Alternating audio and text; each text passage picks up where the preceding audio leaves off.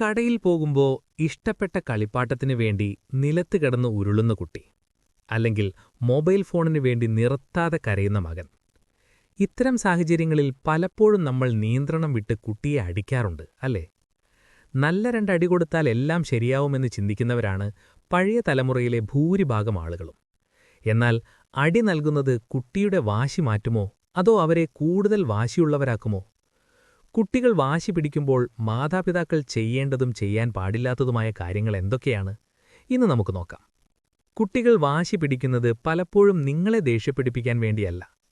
Psychology പ്രകാരം കുട്ടികളുടെ pre frontal cortex, അല്ലെങ്കിൽ തലച്ചോറിലെ യുക്തിപൂർവം ചിന്തിക്കുന്ന ഭാഗം പൂർണ്ണമായി വികസിച്ചിട്ടില്ല. അതിനാൽ തങ്ങളുടെ വികാരങ്ങളെ നിയന്ത്രിക്കാൻ അവർക്കറിയില്ല. തന്റെ ആഗ്രഹം നടക്കാതെ വരുമ്പോഴുണ്ടാകുന്ന സങ്കടം പ്രകടിപ്പിക്കാൻ അവർക്കറിയാവുന്ന ഏക വഴി ടാൻട്രംസ് അല്ലെങ്കിൽ വാശി പിടിക്കലാണ്.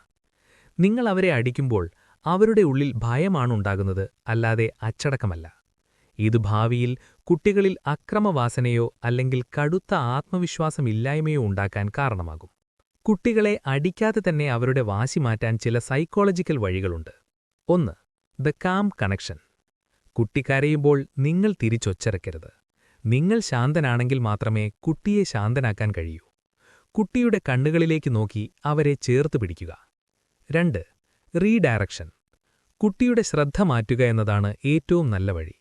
വാശി പിടിക്കുന്ന കാര്യത്തിൽ നിന്നും മറ്റൊരു രസകരമായ കാര്യത്തിലേക്ക് അവരുടെ ചിന്തയെ തിരിച്ചുവിടുക. 3.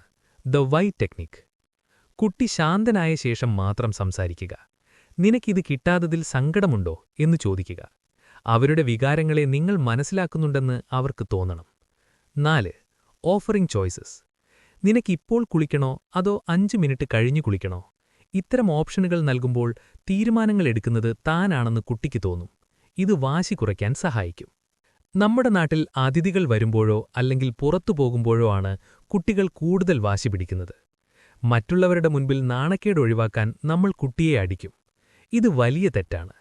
ഇത്തരം സന്ദർഭങ്ങളിൽ കുട്ടിയെ തനിച്ചൊരു മുറിയിലേക്കോ അല്ലെങ്കിൽ ശാന്തമായ ഒരിടത്തേക്കോ മാറ്റിക്കൊണ്ടുപോവുക. വീട്ടിലെല്ലാവരും ഒരേ അച്ചടക്കം പാലിക്കാൻ ശ്രദ്ധിക്കുക.